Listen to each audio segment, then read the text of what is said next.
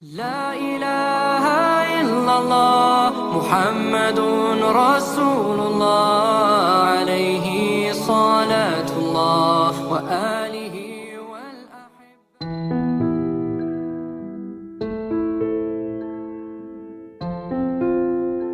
Hasan bin Abil Hasan Al-Basri dilahirkan di kota Madinah pada tahun 21 Hijriah.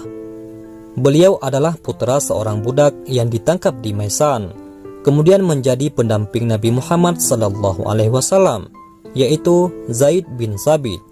Karena dibesarkan di Basrah, beliau bisa bertemu dengan banyak sahabat Nabi, antara lain seperti yang dikatakan orang, dengan 70 sahabat Nabi yang turut dalam perang Badar. Dengan demikian, beliau adalah tokoh sufi yang masih sempat berguru kepada para sahabat Nabi. Karena itu, Hasan Al-Basri dikenal sebagai guru besar kaum sufi. Petuah-petuahnya dijadikan pegangan atau panutan kaum sufi. Namun sebelum lanjut, kami mengajak Anda untuk sukai video ini, komen, dan berlangganan, serta bagikan video ini agar bermanfaat bagi semua. Hasan Al-Basri tumbuh menjadi seorang tokoh di antara tokoh-tokoh yang paling termuka pada zamannya, dan beliau termasyhur karena kesolehannya yang teguh. Di kalangan para sufi, beliau dimuliakan sebagai salah seorang tokoh sufi yang besar pada masa awal sejarah Islam. Memang demikian, beliaulah yang diakui sebagai guru besar kaum sufi karena beliau mendapatkan ilmu tentang tasawuf atau kesufian langsung dari Huzaifah ibnu Yaman, salah seorang sahabat Nabi Muhammad SAW yang terkenal akan ketinggian ilmu tasawufnya. Pada mulanya, Hasan Al-Basri adalah seorang pedagang batu permata, dan beliau dijuluki sebagai Hasan si pedagang mutiara. Hasan Al-Basri mempunyai hubungan dagang dengan Bizantium yang berwilayah di Romawi Timur. Relasinya cukup banyak, terdiri dari berbagai golongan, termasuk para jenderal dan para pejabat-pejabat istana. Pada suatu hari, ketika beliau pergi ke Bizantium, Hasan Al-Basri mengunjungi Perdana Menteri dan mereka berbincang-bincang beberapa saat. "Jika engkau suka, kita akan pergi ke suatu tempat," kata si Perdana Menteri mengajak Hasan Al-Basri. "Terserah padamu, kemanapun aku menurutinya," jawab Hasan Al-Basri. Si menteri memerintahkan agar disediakan seekor kuda untuk Hasan Al-Basri. Tak lama kemudian, mereka berangkat beriringan menuju padang pasir. Sesampainya di tempat tujuan, Hasan Al-Basri melihat sebuah tenda yang terbuat dari brokan Bizantium, diikat dengan tali sutera dan dipancang dengan tali emas di atas tanah. Tak berapa lama kemudian, muncullah sepasukan tentara perkasa dengan perlengkapan perang yang sempurna. Mereka lalu mengelilingi tenda tersebut, menggumamkan beberapa patah kata, dan kemudian pergi. Setelah itu muncullah para filosof dan para cerdik pandai yang jumlahnya sekitar 400 orang. Mereka mengelilingi tenda tersebut, lalu menggumamkan beberapa patah kata, kemudian pergi dari tempat itu. Selanjutnya datang lagi sekitar 300 orang-orang tua yang arif bijaksana dan berjanggut putih. Mereka menghampiri dan mengelilingi tenda itu, lalu menggumamkan beberapa patah kata dan berlalu dari tempat itu. Dan akhirnya datang lebih dari 200 gadis-gadis perawan cantik, masing-masing menggusung nampan penuh dengan emas, perak, dan batu permata. Mereka mengelilingi tenda itu dan menggumamkan beberapa patah kata, kemudian meninggalkannya. Hasan Al-Basri sangat heran menyaksikan kejadian-kejadian itu dan bertanya pada dirinya sendiri, apakah arti semua kejadian itu? Ketika meninggalkan tempat itu, Hasan Al-Basri bertanya kepada Perdana Menteri. Si Perdana Menteri menjawab bahwa dahulu Kaisar mempunyai seorang putra tampan, menguasai berbagai cabang ilmu pengetahuan, dan tak terkalahkan dalam arena pertempuran. Kaisar dan seluruh kerajaan sangat sayang pada putranya itu. Pada suatu hari, tanpa terduga-duga sang pangeran jatuh sakit.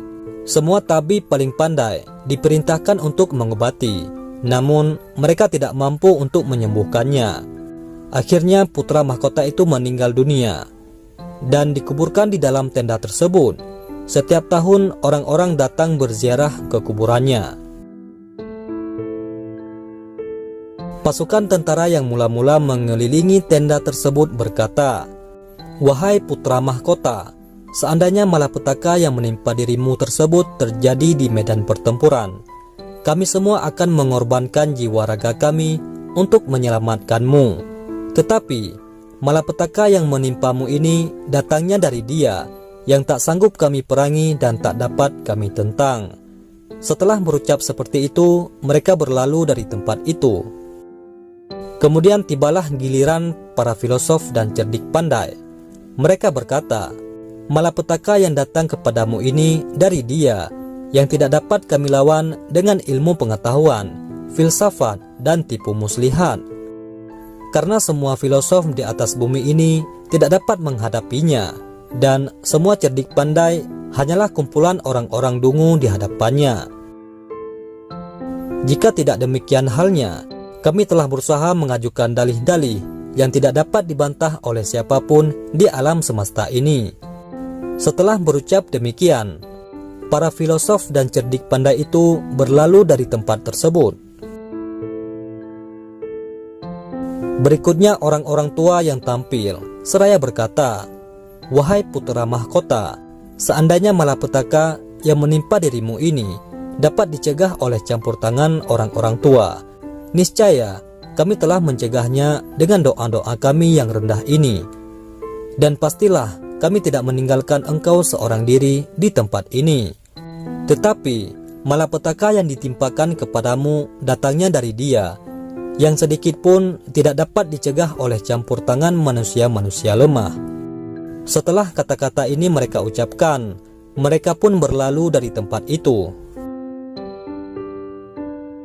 Kemudian gadis-gadis cantik dengan nampan-nampan berisi emas dan batu permata datang menghampiri, mengelilingi tenda itu dan berkata, "Wahai putra kaisar, seandainya malapetaka yang menimpa dirimu ini bisa ditebus dengan kekayaan dan kecantikan, niscaya kami merelakan diri dan harta kami yang banyak ini untuk menebusmu, dan tidak kami tinggalkan engkau di tempat ini.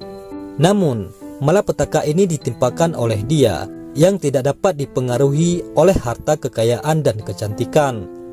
Setelah berkata demikian, mereka pun meninggalkan tempat itu.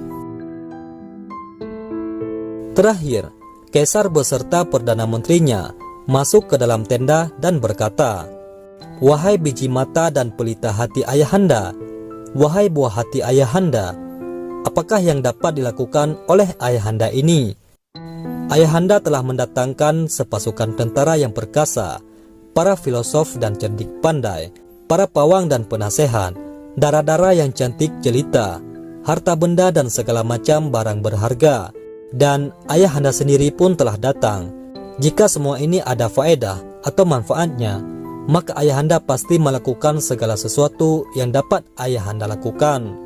Tetapi malapetaka ini telah ditimpakan kepadamu oleh Dia yang tidak dapat dilawan oleh ayahanda, beserta segala aparat, pasukan, pengawal, harta benda, dan barang-barang berharga lainnya ini. Semoga engkau mendapatkan kesejahteraan, selamat tinggal sampai tahun yang akan datang." Kata-kata ini diucapkan sang kaisar, kemudian ia berlalu dari tempat itu. Kisah tragis yang disampaikan si Perdana Menteri kepada Hasan al-Basri ini sangat menggugah hati Hasan al-Basri. Ia merasa ngeri betapa kematian seseorang tidak dapat disangka-sangka, dan tak seorang pun dapat menolong jika ajal sudah tiba. Hasan al-Basri merasa ngeri betapa selama ini dia hanya bergelut dengan harta benda dan permata. Ia tidak mempersiapkan perjalanan abadi sesudah datangnya kematian. Maka ia segera bersiap-siap untuk kembali ke negerinya. Sesampainya di negeri Basrah, Hasan Al-Basri bersumpah tidak akan tertawa lagi di atas dunia ini sebelum mengetahui dengan pasti bagaimana nasib yang akan dihadapinya nanti. Ia melakukan segala macam ibadah dan disiplin diri yang tak dapat ditandingi oleh siapapun pada masa hidupnya. Pada suatu hari, ketika Abu Amru, seorang ahli tafsir termuka, sedang mengajarkan Al-Quran, tidak disangka-sangka datanglah seorang pemuda tampan ikut mendengarkan pembahasannya. Abu Amru terpesona memandang sang pemuda, dan secara mendadak lupalah ia akan setiap kata dan huruf dalam Al-Quran. Ia sangat menyesal dan gelisah karena perbuatannya itu. Dalam keadaan seperti ini, pergilah ia mengunjungi Hasan Al-Basri untuk mengadukan kegelisahan hatinya tersebut. "Wahai guru," Abu Amru berkata sambil menangis dengan sedih, "begitulah keadaannya. Setiap kata dan huruf Al-Quran telah hilang dari ingatanku." Hasan Al-Basri begitu terharu mendengar keadaan Abu Amru. "Sekarang ini adalah musim haji. Pergilah engkau ke tanah suci dan tunaikan ibadah haji. Sesudah itu, pergilah ke Masjid Khaif. Di sana engkau akan bertemu dengan orang tua. Jangan engkau langsung menegurnya, tetapi tunggulah sampai keasyikannya beribadah selesai. Setelah itu, barulah engkau memohonkan agar ia mau berdoa untukmu," pesan Hasan Al-Basri kepadanya. Abu Amru menuruti semua nasihat Hasan Al-Basri. Di pojok ruangan Masjid Khaif, Abu Amru melihat orang tua yang patut dimuliakan dan beberapa orang yang duduk mengelilinginya. Beberapa saat kemudian, masuklah seorang laki-laki berpakaian putih bersih. Orang-orang itu memberi jalan kepadanya, mengucapkan salam, dan setelah itu mereka pun berbincang-bincang dengan dia. Ketika waktu sholat telah tiba, laki-laki tersebut meminta diri untuk meninggalkan tempat itu. Tidak beberapa lama kemudian, yang lainnya pun ikut pergi, sehingga yang tertinggal di tempat itu hanyalah si orang tua tadi. Abu Amru menghampirinya dan mengucapkan salam. "Dengan nama Allah Subhanahu wa Ta'ala, tolonglah diriku ini," Abu Amru berkata sambil menangis, kemudian menerangkan permasalahan yang menimpa dirinya. Si orang tua tersebut sangat prihatin mendengar penuturan Abu Amru tersebut. Lalu orang tua tersebut menengadahkan kepala dan berdoa. Belum lagi ia merendahkan kepalanya, Abu Amru mengisahkan, "Semua kata dan huruf Al-Quran telah dapat kuingat kembali." Dan kemudian Abu Amru bersujud di depannya karena begitu syukurnya. "Siapakah yang telah menyuruhmu untuk menghadap kepadaku?" Orang tua itu bertanya kepada Abu Amru. "Hasan Al-Basri dari Basrah," jawab Abu Amru. Jika seseorang telah mempunyai imam seperti Hasan Al-Basri, mengapa ia memerlukan imam yang lain? Tapi baiklah, Hasan Al-Basri telah menunjukkan siapa diriku ini, dan kini akan kutunjukkan siapakah dia sebenarnya.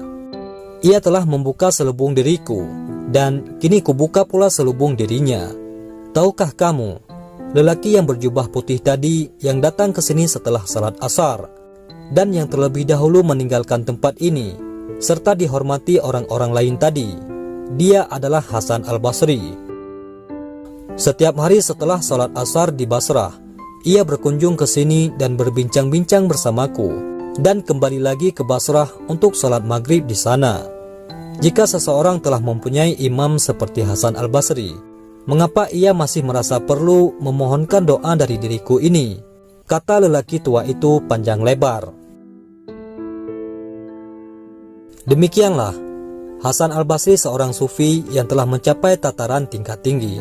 Orang-orang mengakuinya sebagai seorang wali yang keramat dan berkeromah tinggi. Bagaimana tidak, jarak antara Mekah dan Basrah cukup jauh, tetapi beliau dengan mudah datang setiap waktu salat asar dan kembali lagi ke Basrah sebelum waktu maghrib tiba. Wallahu a'lam bishawab. Assalamualaikum warahmatullahi wabarakatuh.